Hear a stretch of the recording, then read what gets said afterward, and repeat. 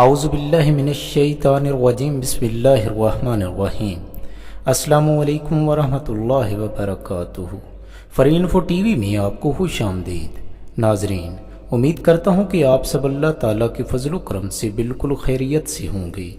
آج کی اس ویڈیو میں آپ کو مرد و عورت دونوں کے لیے اعتکاف کی نیت سے لے کر اس کا مکمل طریقہ بتانے والا ہوں۔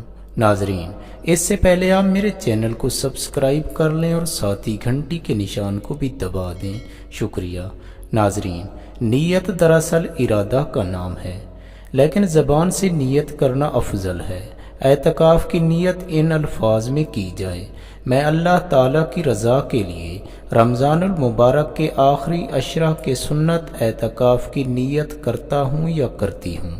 اعتکاف کی شرائط یہ ہیں: مسلمان ہونا، باشعور ہونا، جنابت سے پاک ہونا، عورت کا حیض و نفاس سے پاک ہونا، اس مسجد میں اعتکاف کرنا جہاں 5 وقت کی نمازیں باجماعت ادا کی جاتی ہوں، البتہ عورت کے لیے مسجد بیت یعنی گھر میں وہ جگہ جہاں وہ نماز ادا کرتی ہے شرط ہے۔ اس کے علاوہ روزہ رکھنا بھی لازم ہے۔ اب آپ کو وقت اعتکاف بتاتا ہوں۔ 20 رمضان المبارک کا سورج غروب ہونے سے قبل اعتکاف کی نیت سے مسجد میں موجود رہنا ضروری ہے، اور آخری روزہ کا سورج غروب ہونے تک مسجد میں موجود رہنا ضروری ہے۔ آپ 10 روز اعتکاف میں نہ بیٹھ سکیں تو تھوڑے وقت کے لیے بھی اعتکاف کی نیت سے بیٹھ سکتے ہیں۔ بہرحال مصنون اعتکاف کے لیے 10 روز اعتکاف میں بیٹھنا ضروری ہے۔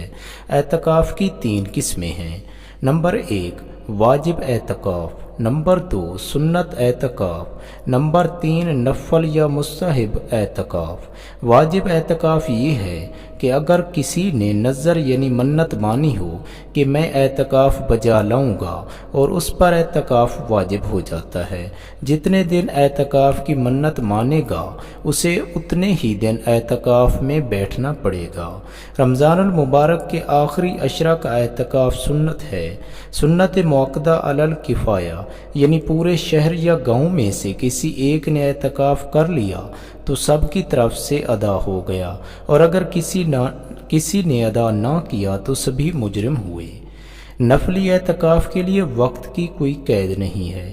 جب بھی مسجد میں داخل ہوں نیت کر لیں، جب تک اندر رہیں گے ثواب ملتا رہے گا۔ اگر کوئی کسی وجہ سے روزہ نہ رکھ سکتا ہو تو وہ بھی نفلی اعتکاف بجا لا سکتا ہے۔ ناظرین، اب آپ کو بتاتے ہیں کہ اعتکاف میں کون سی عبادت بجا لائی جائے۔ معتکف کو چاہیے کہ ہر لمحہ عبادت الہی میں گزارنے کی کوشش کرے، 5 وقت نماز باجماعت ادا کرے، قضا نمازوں کی قضا بجا لائے، تہجد کی نماز، اشراق، چاشت، تلاوت قرآن مجید، ذکر الہی، با کثرت درود شریف، دینی کتب کا مطالعہ، شرعی احکام سیکھنا اور سکھانا، تاک راتیں عبادت میں گزارنا، کوئی بھی تسبیح بجا لانا جیسی عبادات سر انجام دے سکتا ہے۔ اعتکاف کے مقصد کے خلاف جو بھی کام کرے گا یا کرے گی اس سے اعتکاف فاسد ہو جائے گا۔ ضرورت سے زیادہ موبائل فون کا استعمال، زیادہ وقت سو کر گزارنا اور بالکل خاموش رہنا بھی مکروہ ہے۔ عورت کو چاہیے کہ گھر میں جہاں نماز ادا کرتی ہو وہاں پر پردے وغیرہ لگا کر اس جگہ کو اعتکاف کے لیے مخصوص کر لے، اور دوران اعتکاف طبی اور شرعی ضرورت کے بغیر وہاں سے باہر نکلنا درست نہیں ہوگا۔ یاد رہے، شادی شدہ عورت کے لیے اعتکاف میں بیٹھنے کے لیے شوہر سے اجازت لینا لازم ہے۔ اعتکاف میں بیٹھی عورت ضرورت کی بات چیت اور بھلائی کی باتیں آواز بلند کیے بغیر کر سکتی ہے۔ اگر دوران اعتکاف مرد یا عورت پر غسل فرض ہو جائے تو آنکھ کھلتے ہی غسل کے لیے جائے۔ اس کے لیے مسجد عبور کر کے بھی جایا جا سکتا ہے، پاؤں کے نیچے کپڑا رکھنے کی حاجت نہیں۔ سنت اعتکاف توڑنے کی صورت میں ایک دن ایک رات کی قضا لازم ہے۔ اگر کسی بہت ہی ضروری وجہ سے اعتکاف ٹوٹ جائے تو معتکف کو چاہیے کہ ایک دن اور ایک رات کی قضا بجا لائے، چاہے رمضان میں بجا لائے یا رمضان کے بعد۔ عید الفطر کے دن اور 10 سے لے کر 13 ذوالحجہ میں قضا بجا لانا ٹھیک نہیں ہے۔ عورت دوران عدت اپنے شوہر کے گھر میں اعتکاف بیٹھ سکتی ہے۔ شوہر کے گھر کے علاوہ دوران عدت اعتکاف میں بیٹھنا جائز نہیں ہے۔ سوال یہ ہے کہ کیا اعتکاف کے دوران واٹس ایپ کے ذریعے بات چیت کی جا سکتی ہے؟ اس کا جواب یہ ہے کہ اعتکاف کا مقصد اللہ تعالیٰ کا قرب حاصل کرنا ہے۔ اس کے لیے معتکف کو چاہیے کہ ہر لمحہ عبادت الہی میں بسر کرے، تاہم ضرورت کے وقت اپنی بیوی، بچوں یا کسی اور شخص سے بذریعہ فون کال یا میسج بات کی جا سکتی ہے۔ معتکف نماز جمعہ کی ادائیگی کے لیے کسی اور مسجد میں جا سکتا ہے۔ بہتر ہے ایسی مسجد میں اعتکاف بیٹھے جہاں نماز جمعہ ادا کی جاتی ہو۔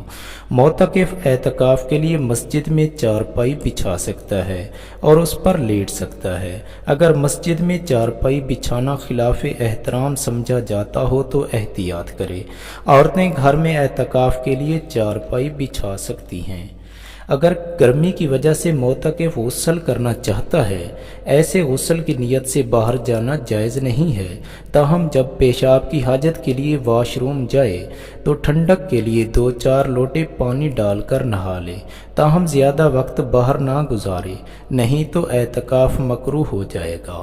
اگر عورت کو دوران اعتکاف ماہواری شروع ہو جائے تو فوراً اعتکاف ترک کر دے، اور اگر دوران رمضان پاک ہو جائے تو ایک دن اور ایک رات کی قضا بجا لائے یا بعد رمضان قضا بجا لائے۔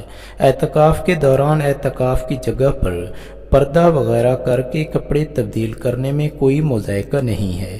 کپڑے بدلنے کے لیے غسل خانے جانا جائز نہیں ہے۔